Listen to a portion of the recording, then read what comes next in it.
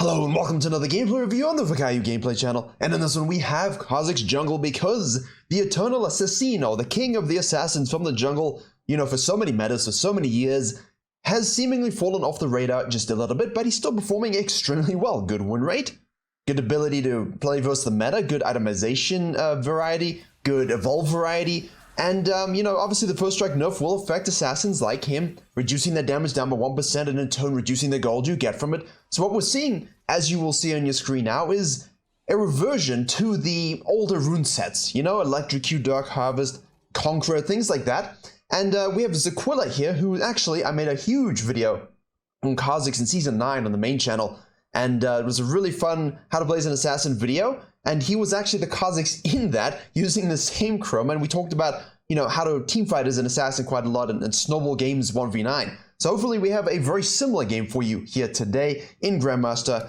and a very interesting build, of course, as well. With the shift into a more durable existence, in general, we're going to have high damage people against us building, like Fleet Footwork, Gold Drinker, Graves, and things like this, building more HP, more sustain. So Kha'Zix can do that as well. And as we take a look at our bot lane, mid lane, and top lane, very, very nice. Go back to clearing. Remember, we're having a boot camp August 22nd, last week of August, first week of September. We'll talk about how to unify your jungling with your laning and basically adapt to any meta and reach your ranked goals. Do that with Coach Kaibit as well as Gosu Academy. Tickets will be linked below. Please come and join us for as much knowledge as possible for the end of the season. In the meantime, here we of course have a ping from the Blitzcrank, 39 ping, NA things. We do have the Kog'Maw plus the Braum in the bot lane. Ornn is here, so what kind of clear are we going to be looking to do? Alright, so Kha'Zix, very typically you've seen Tanu and E West loves doing Red Raptors Grump, that Zib clear we talked about, the Flexi clear. Oh, it's not new, but it's coming back into popularity a little bit where we can flex into those ganks. Bottom lane, mid lane, invades should they start opposite to us, Red Raptors Grump. Hey, can we invade this champion if they go down? Can we gank this, or can we just fall back and look back around to top crab should we not have prior for this one? A lot of variety from that Flexi clear, but obviously, as Kha'Zix, you can straight up just 5 camp. You can 6 camp, but I think typically you would only really do that if you know for certain you're not going to have prior, you're not going to beat the enemy jungle 1v1, and you potentially want to give up that crab yourself. And that's always something you have to think about. And against a Talon, if you look at this now, Ornn, Tryndamere, Akali, Vladimir, the Talon could look very much to do your Red Raptors Grump kind of clear. And you do have to very much track and at least ward and anticipate where he's going to be, because the build we're going to go is going to really be something suited to this entire enemy team comp. So I'll talk about it as we finish atomization. We do have full clear level 4. Okay, I don't usually do this, but we're level 4 in the tri-bush here. The Akali's going to watch the Akali here, because we're talking about the introduction to the video and we play it live, and sometimes I don't get to cover everything. Obviously, I don't cover everything, but you see the Akali come down, which means you can insinuate and know, hey, she probably warded these raptors. And if we go ahead and have a look, obviously we know from the delayed bot lane showing and the mana missing from Braum that the Talon started bot side. We also know that this is warded. So if you see this, it would be prudent to drag the camp and just kind of guarantee that you're not seen. And if we jump back to live, you're going to see the Talon ganking on the bottom lane here. And if you know he started on the red and he shows bot lane with 20 CS, okay, for example, the guy did some kind of reverse clear. And in this situation, I love this kind of play. If you basically say, listen, I have no interest in contesting the crab. I have no interest in fighting the Kha'Zix with his Vladimir and Tryndamere. I don't really trust my laners. I really want to get the bottom lane ahead. This Kog'Maw Braum after all. So what he does is Red Raptors goes up to the blue, Grump Wolves, reverse clears down, ganks this, okay?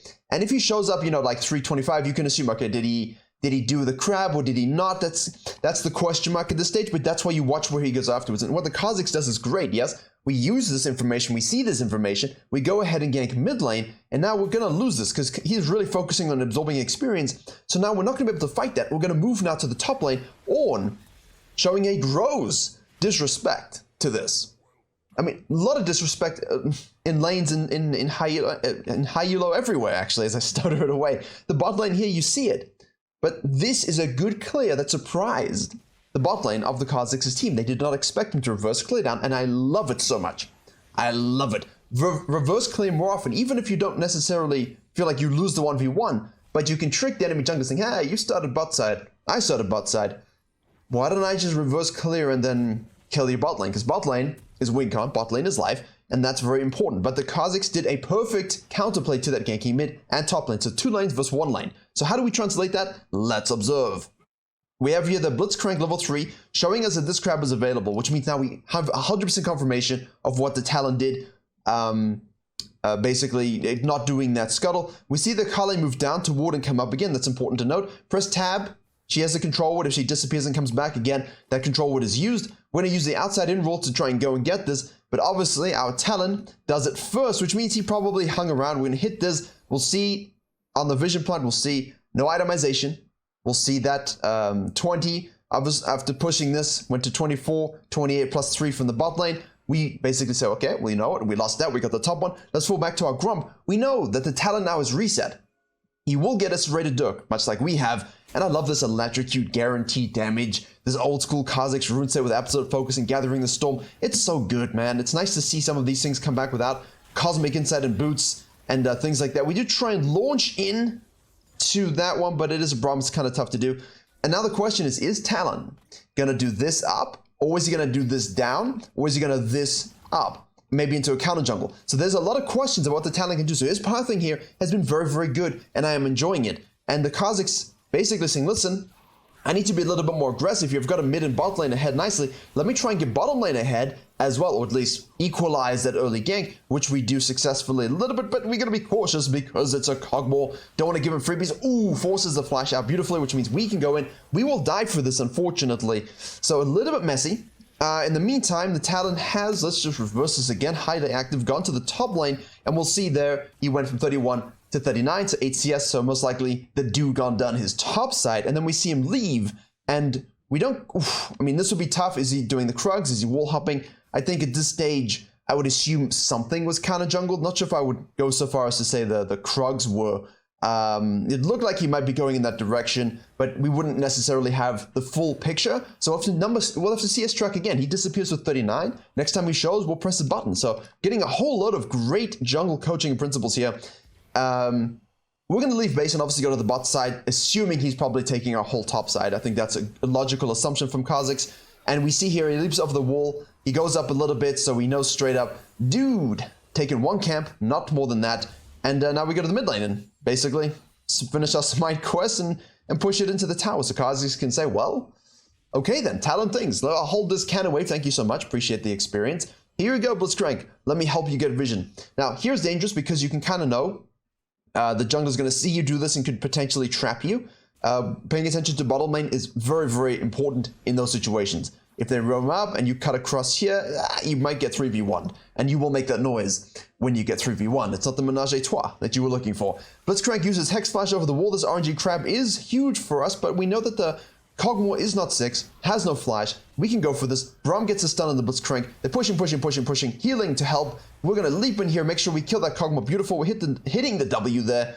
Let's hopefully, yeah, no one dies from the Cogmore just yet. And now, of course, we're gonna, by making that play straight up, you give away the RNG scuttle, which is fine. Both junglers doing a great job going back and forth with tracking and pathing, equal and opposites, while still not facing each other. And this is the kind of jungling I like. The AFK farming, piss, boring, unskilled, drool level jungling. This is way more interesting. Specifically the reverse clear and how the Kha'Zix, you know, he did a full clear, yeah, but everything after that has been good.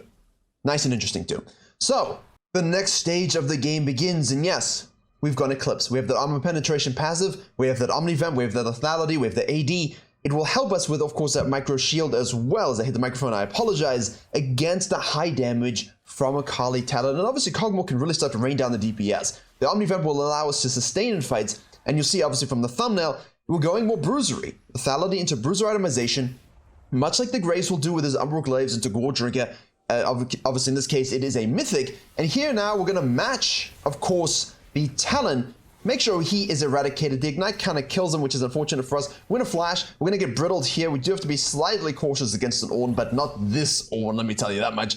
W is available when we need. Come on, Blitzcrank. Ooh, there we go. See? He holds, he uses that Q, and then he can use that W as necessary once he's got nothing left to gap closer. Kali's going in here. We're going to get that Q auto W, which gives another kill because it Passive ISO damage, unseen threat, doing huge juices as always, and now once more is active again. And from this, you can always move on down, invade into the enemy jungle. You've got the death timers. Ornn's dead, Akali's dead. You know that Talon might look to rotate up, but this is the benefit of playing something like Kha'Zix with so much damage, is that you can get in and get out. But again, as I was saying, it could be a little greedy, but as you're seeing, the benefit of a Mythic over Ghostblade and of course being Kha'Zix with ISO damage. This is the huge thing for us, you see. And with the claws, yeah, the damage isn't something that increases, but because you can use that Q so much more often, 45% reduced cooldown, that's nutty for your clears, for your damage in 1v1 skirmishes, and just for, in general, just fighting everybody as much as you can, you know? So that's exactly what we want to do.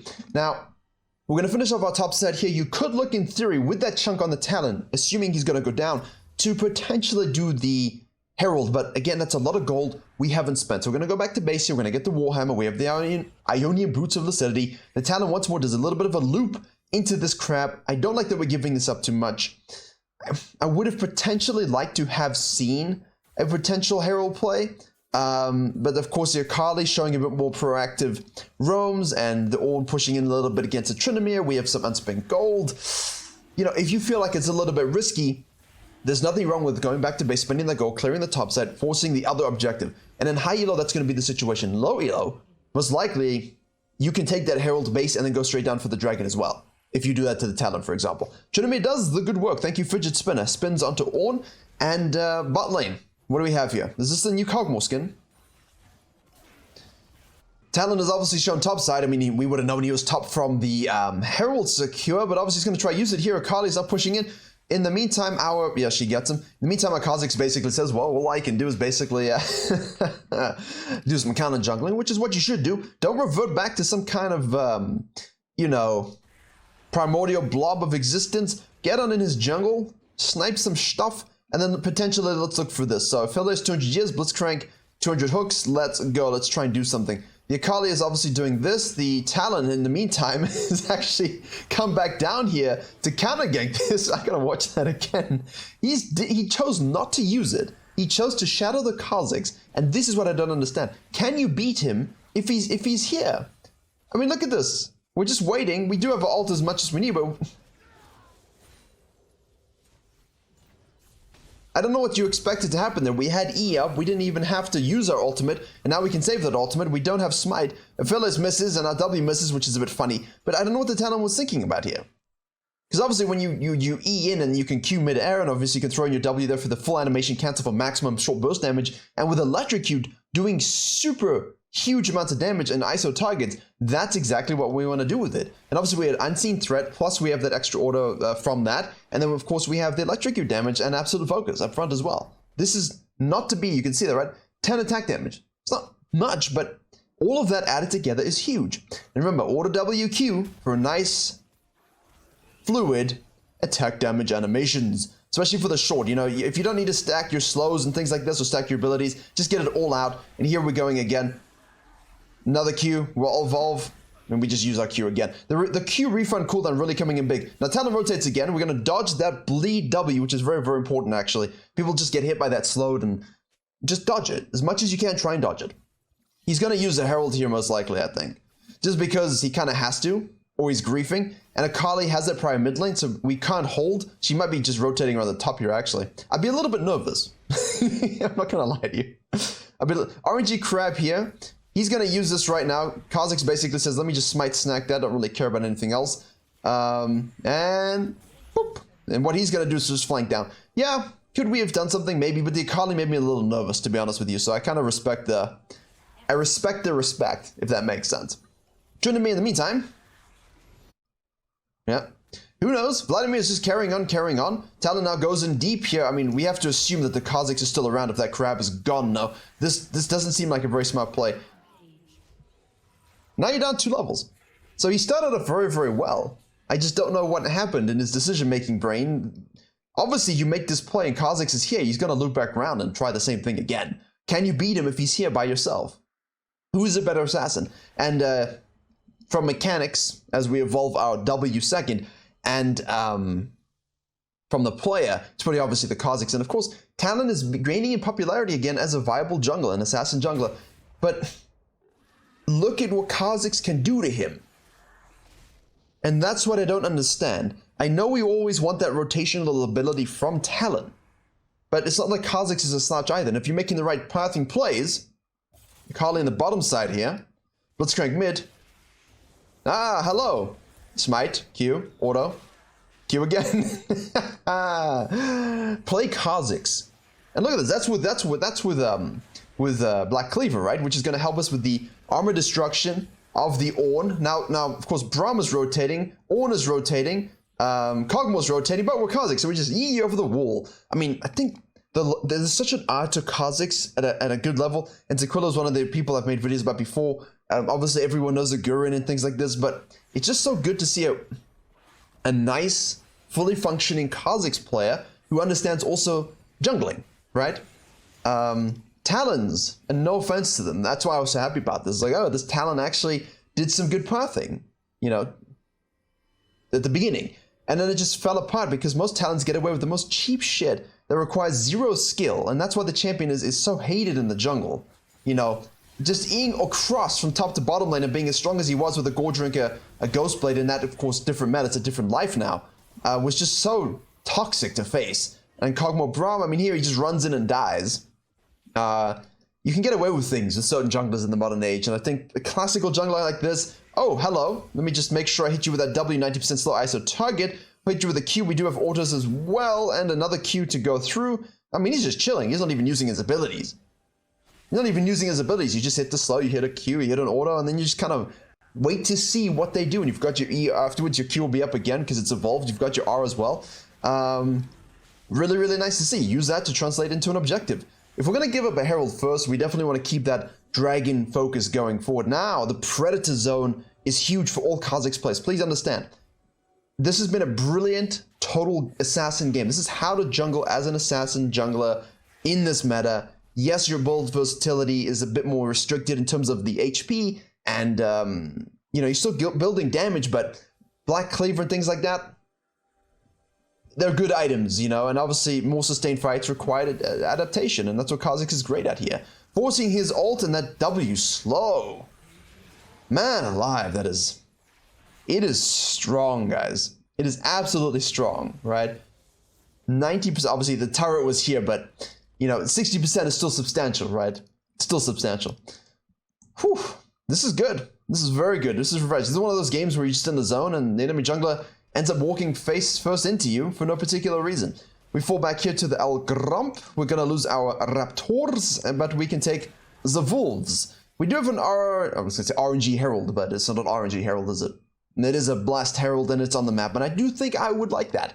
I do think I would like that to elevate the game state a little bit in our favor, but we have here the Akali deep diving our Tryndamere and getting slowed with his W, so we're going to reposition with our R just for some ability. We do have, of course, well, EQ will do it because added range as well. But we had Smite if we needed, and we had everything else. Take a wave because always good and fun.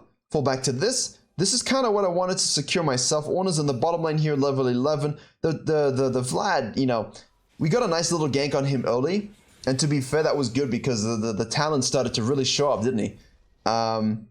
Pings here, just hey, cautious. Get fucked, bruv. Good. Back to base. Right. More of Mortiers is the next build. And obviously, Death Dance, more Black Cleaver, Eclipse. This is it. Plus all you need boots. You can go tanky boots should you need, but this is the build that allows you to out-sustain and still out-damage literally everybody. And that's the thing with Assassins. With Electrocute and Gathering the Storm and Absolute Focus in this classic rune set, which I love so much, especially for Evelyn still as well, we use this. You do enough damage to kill people. But now you can also amplify someone in your team with your Black Cleaver, get a bit of HP, a lot of haste. The haste is beautiful. And the Armor Shred is, of course, beautiful also. Especially when you've got armor penetration coming through here, you know, you got 8% at the moment, you're getting the Carve passive here. All of these things add up, and of course you can go Elias Whisper itemization. Yeah, I was gonna say maybe this is a little getting a little ahead of ourselves just because our whole team is not positioned. I'm waxing hysterical about the itemization. I'm watching the Ornn here, you see, and he kind of disappears, and everyone's disappeared, so I don't know if I'll be going cheeky for Raptors. A little greedy, but sometimes you just want the Oreo. That's it. Sometimes it's double stuffed, and you really can't help yourself. And you know what? Raptors can kind of feel like that. Even though It really shouldn't. These crabs should be worth more. I kind of wanted to make a play around this, I think, just because their team come together can be quite devastating, and right now it's really only us and the Blitzcrank that are kind of functioning human beings, and everyone's kind of played okay, but, you know, in the end, Vlad's still top lane with no TP. So they're going for a fight, which is good for Kha'Zix. Back to front, here we go. Gonna use that W to get some slows. We're gonna get a root there. We're gonna jump into the backline there and absolutely obliterate the Kog'Maw. Perfect focus. Now we can chase down target by target by target by target. The Talons in the backline, focus on him first. Very, very good. Then swap to the Brob, but he's already dead thanks to the fellas. Ignite, and boom goes the Ornn. So, tournament flanks. Vlad's on the top lane.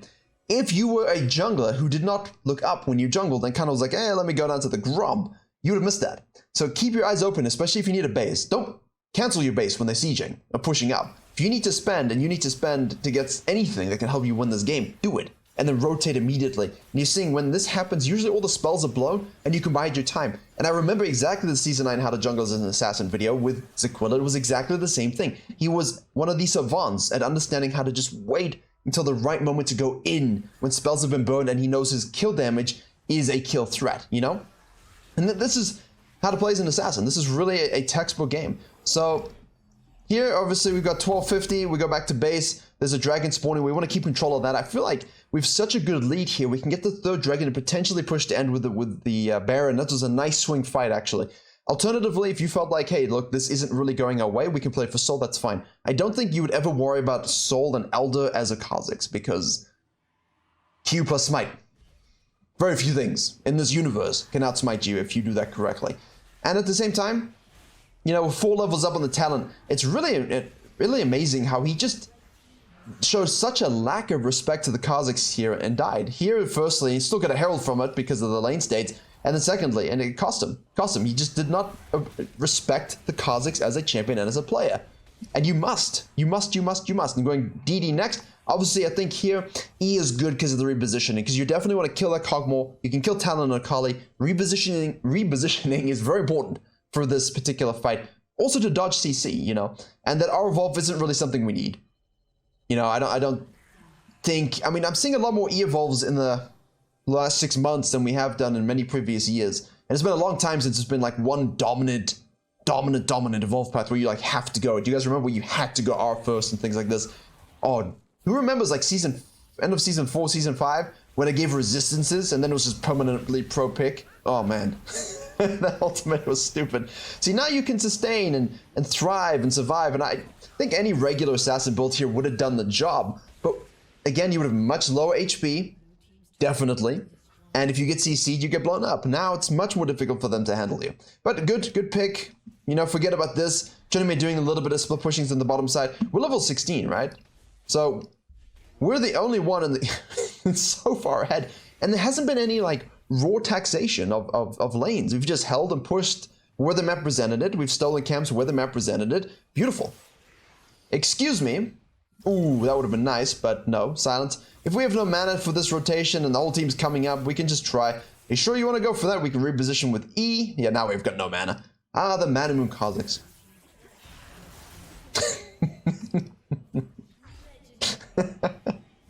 Who do you think you are?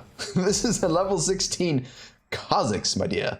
You ain't doing anything. All we need is 1 Q, which by the way at this point is 20 mana. So if you see 20 mana on a Kha'Zix and you dash into him, you're gonna die. You have to understand that that Q evolve is 20 mana. W for context is 75 mana, E is 50, and the R is 100. But that Q is only 20. And what are we at now? 1.96 cooldown with added bonus refund is basically always up. Look at this with this haste build. Look at this. It's always up almost. So the amount of rotations of that Q you're getting in fights, even against like one target with that ISO damage, oof, you're melting people. Excuse me. The dude just got wiped. Then the W at the end as well. Reposition, obviously, you don't want to get chain CC. So you see here, we just reposition. Don't ego this. Don't ego this. Wait for your blitz, Kranka. And of course, Vlad is here now. Now we can go and once spells are burned because they're distracted by something. And now you can just jump in and attack stuff. Make sure you get your auto attacks. Reposition with your R as necessary. Throw in those Qs as often as you can. EQ if you need to. Now we can, of course, go in again. Beautiful Kha'Zix game. Boop. And an FF. This is the definition of an assassin jungler adapting his build to the meta. Yes, it's not full-on assassin, but as you can see, it still assassinates. And playing very, very well, even though the enemy jungler did a good first clear to reverse down, surprised us a little bit. Even though we were tracked early, we still did equal and opposite. We ganked mid, we ganked top, we reset, we ganked bot. We got dragon control once he got herald control. Really a nice total game, and we will bounce off of this and talk about these kinds of games in the bootcamp as well. So I hope to see you there. Thank you very much for watching. Hope you enjoyed and learned something. Tier list is now on the main channel. And as always, I will see you all in the next tutorial. And yes, that will be through a bootcamp with Gosu Academy and of course Coach Kybit alongside me to make you a genius League of Legends player in 10 days. And apparently I only wear vests to my content so that to eat this from Instagram, but as you can see I do look quite teachery.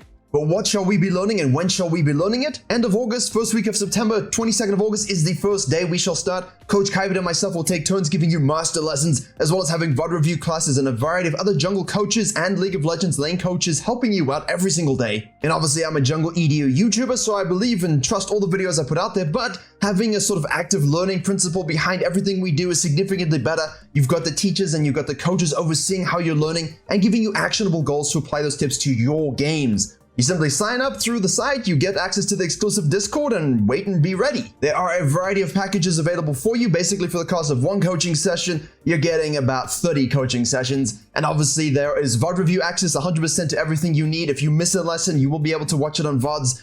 Click the link in the description below, and it will be pinned in the comment section for 10% off for the first people who sign up. I'm really looking forward to talking more about this in the coming weeks, and I look forward to seeing everybody there. And maybe if we get like 1,000 signups, I'll do a Fiora cosplay.